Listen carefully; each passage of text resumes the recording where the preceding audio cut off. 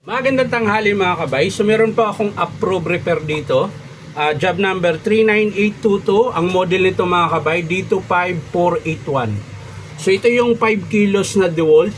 Ito yung 5 kilos na jackhammer. Meron po siyang kasamang drill. Ito po yung sa ibabaw. Tsaka hammer drill. Tapos ito naman po yung chipping, yung pantibag. Ayan. Kapag dito ka nakatutok yung arrow, ibig sabihin, puro tibag lang siya mga kabay, wala siyang ikot. Kapag dito ka naman nakaturo, ayan, nakaturo yung, nabura na po yung arrow niya. Ayan, ibig sabihin yan, umiikot siya pero may pumapalo. Kapag ito naman sa taas, nakalagay drill lang, ibig sabihin, puro ikot lang siya. Wala siyang hammer. So, kaya po siya tinatawag na 3 mode. Meron siyang drill, hammer drill, tsaka chipping. So ang ikakabit natin mga kabay, ito lang po yung dalawang o-ring para sa striker tsaka piston, at yung kanyang pun rod, yung nabali. Yan po yung ikakabit natin dito mga kabay. So tara mga kabay, samahan nyo po ko. So yan mga kabay, nakalas na natin yung mga screw. So, pag ito pong unit na to, pag nagpalit kayo ng armature, field coil, connecting rod, o-ring, lahat po ito mga kabay, babaklasin nyo lahat. Wala pong matira. Lahat po baklas. Ayan, kagaya nito. Kailangan nyo tanggalin itong dalawang wire, yung nakakonect sa armature field coil. Tapos yung kanyang module, pinaka-electronic niya mga kabay, kailangan mong kalasin. Ayan. Bago nyo mahiwalay yung handle. Teka lang, may isa pa. Ayun, may isa pa pala mga kabay, hindi nakalas na screw. Ayan. So lahat po ito mga kabay, kailangan mong kalasin. Ayan. So ito yung module niya mga kabay, yun yung electronic niya.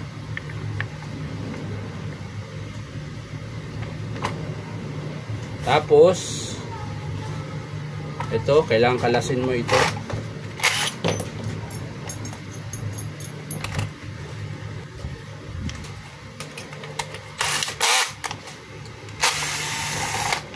So sa mga gusto magpa-repair mga kabay, punta lang kayo dito sa Powerman Hardware, 530 T. Alonso, Santa Cruz, Manila.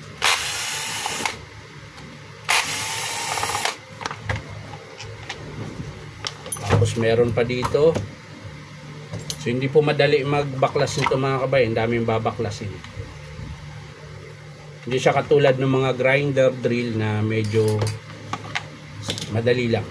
Madali lang siya baklasin. Ito ang dami. Ayan. So ito po yung field coil niya. Tabi lang natin dyan, hindi naman tayo magpapalit. Ang papalitan lang natin dito ay yung kanyang connecting rod tsaka o-ring. So ito mga kabay, pagkalas nitong dulo, gamit lang kayo ng flat screw, susungkitin nyo pataas. Yan. Kapag matigas mga kabay, tutusukin nyo dito, tapos isprehan nyo ng langis, WD-40, kahit anong langis mga kabay, para lang siya dumulas. Ito, malambot na to dahil nilagyan ko na to kahapon ng langis. Ayan.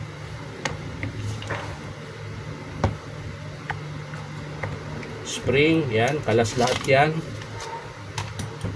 Tapos yung dalawang bulitas niya. Ayan, ito po yung naglalak sa bala kapag pinasok niyo. Tapos yung washer niya, half washer ang tawag nila dito. Ayan. So syempre kailangan mong tandaan kung paano mo kinalas mga kabay, para pagbalik hindi kayo mahirapan. Ayan. So kalas na mga kabay, ang ito na lang yung sa armature. Sa baffle pala, kailangan natin kalasin.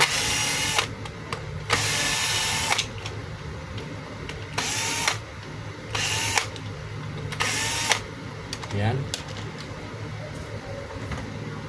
So ang sunod yan mga kabay, ito, gagamit kayo ng circlip remover.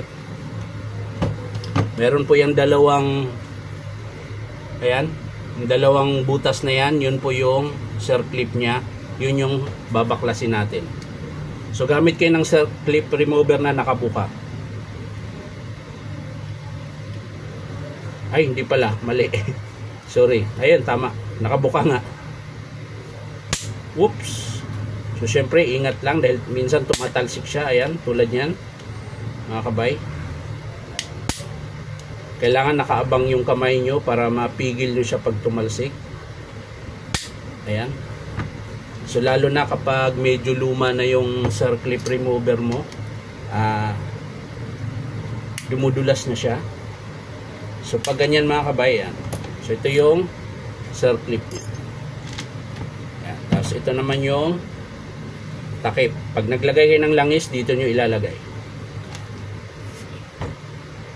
So ayos na yung mga kabay, uga-ugain nyo lang ito. Yan.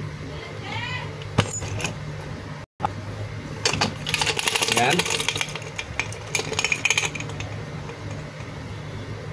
Yan. Para hindi kayo malito mga kabay, kung gusto nyong magbaklas nito pero medyo may kahirapan lang talaga siya, isa-isahin nyo lang, wag nyo baklasin lahat.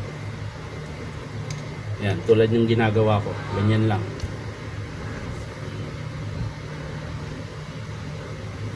Tapos ito, babaklasin natin yung armature.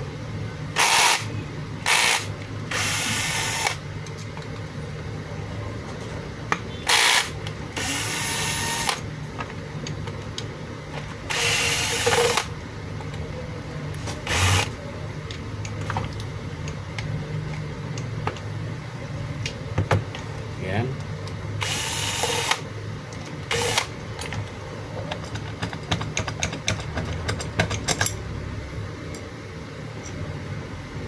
Tabi natin yan. So ito kailangan mong baklasin. So ano yung rubber mallet ko, nawala na naman. Rubber mallet, nawala na naman. Ito na, ay ito pala. Ito, sa pagkalas nito mga kabay, huwag nyong sikwatin pag ganyan. Huwag. Kasi pwedeng tamaan, masira yung gear o kaya masira yung pinaka-housing niya. Ito lang, pupukpukin nyo lang pag ganyan. Yan. Kabilaan hanggang aangat. O, diba? Kalas na siya, o. Yan. At sumunod yan mga kabay, kailangan yung kalasin ito. Yung gear. Ito, ganun din.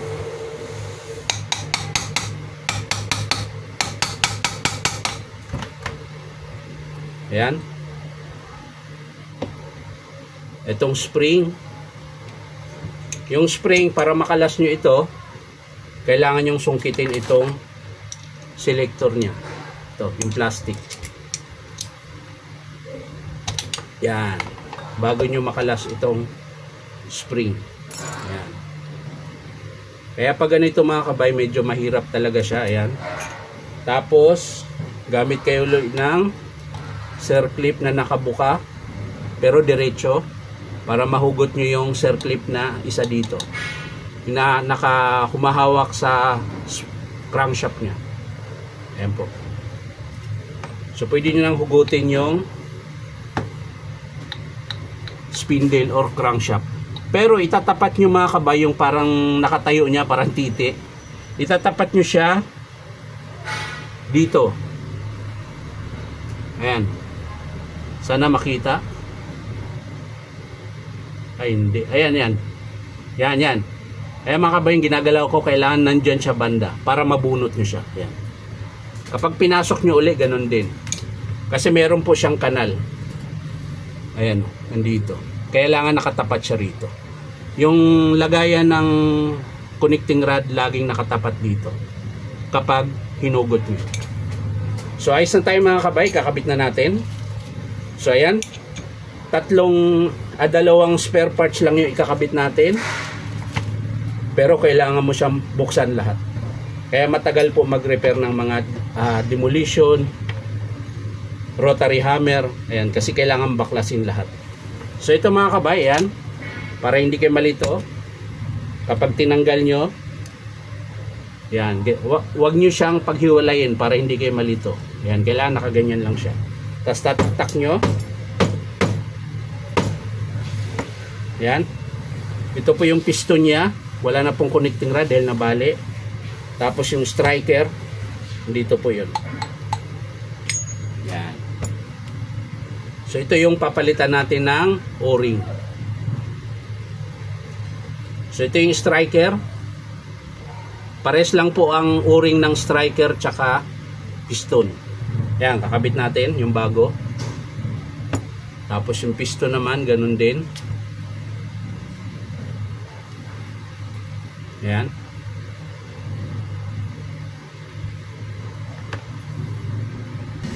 So yan mga kabay.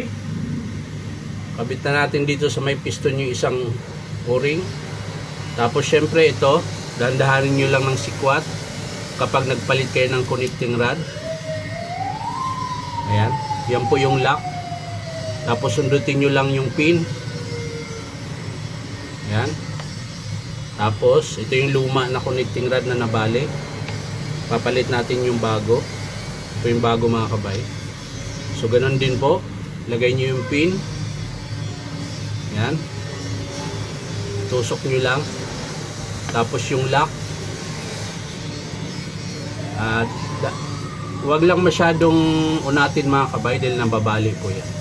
So yan po yung itsura niya. So okay na tayo mga kabay. Naikabit na natin yung dalawang O-ring sa striker tsaka piston, tapos yung connecting rod. So bubuuin natin ulit siya. Ayan. So unahin natin dito sa spindle. So yun na mga kabay, naipasok na natin. So ang sunod, itong kanyang selector tsaka spring. Yung spring mga kabay, pag ganyan yan. Yan. Tapos ito. Yan yung sa ilalim. Ay, sa ibabaw pala.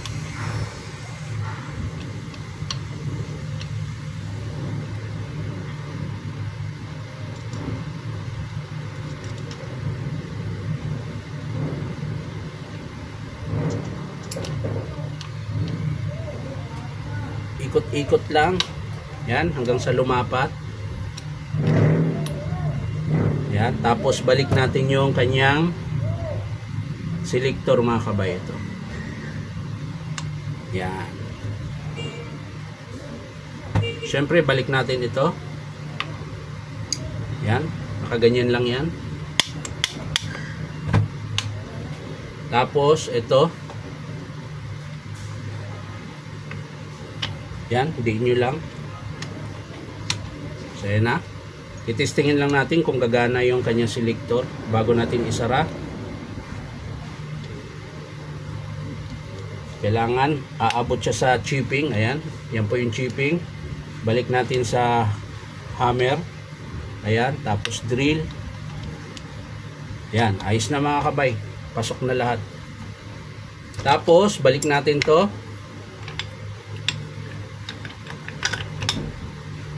Baliktad. Dito pala yan. Ayan. Tapos, i-screwhan lang natin. So, yan mga kabay. I-screwhan na natin. Sunod, yung baffle niya. Ito. Ayan. Tapos, i-screwhan lang natin. So, yan mga kabay. Nahigpitan na natin yung baffle. So, ang sunod mga kabay, maglalagay na tayo ng langis. Tsansayin nyo lang po mga kabay. Huwag naman po masyadong tapos ikot-ikutin nyo lang para bumaba. Ayan, pwede na yan. Siguro mga limang takip. Ayan, pwede na. 5 takip nito ang ilalagay nyo. Tapos lagay natin yung takip. Ayan. So ayos na. Ang ikakabit na lang natin yung housing, yung lock. Ayan, mauuna ito. Ganyan. Tapos ito, unahin natin yung kanyang spindle. Ayan, spring, tsaka yung plastic niya at yung kanyang washer. Ayan.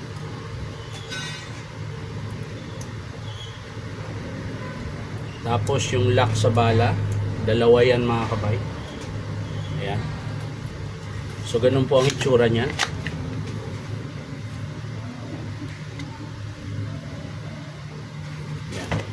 Siyempre itong spring, dito naman po yan sa kanyang sleeve. At siyempre yung lock, ito yung naglalak dito, yung rubber. Yan. So testing natin mga kabay kung naglalak ba siya.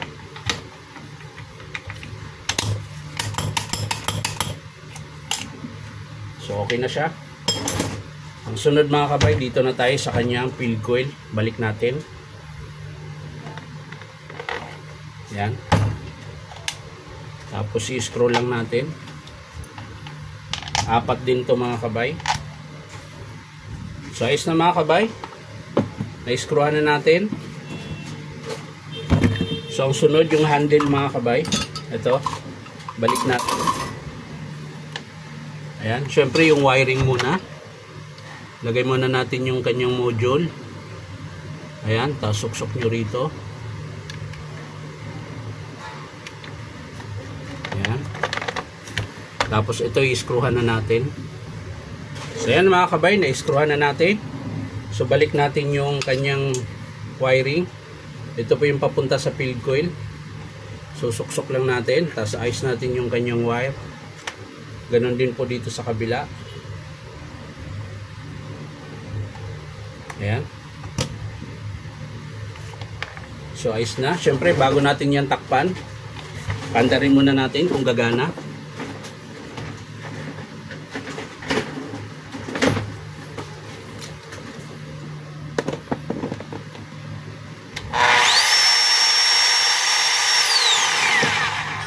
So takpan na natin mga kabay. Ayos na.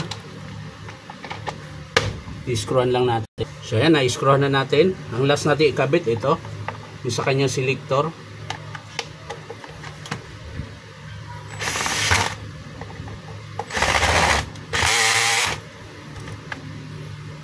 So ayan na mga kabay, lalagyan na natin yung kanyang lever or selector. Tapos syempre higitan natin. Ayan. So ayan, testing natin ulit.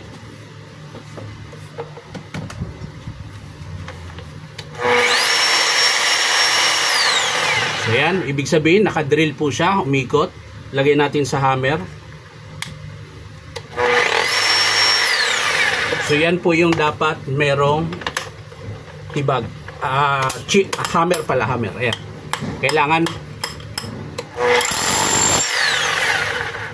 Tapos ito naman yung sa chipping mga kabay. Pag meron kayong titibagin, pumapalo lang ito pero hindi na siya naikot.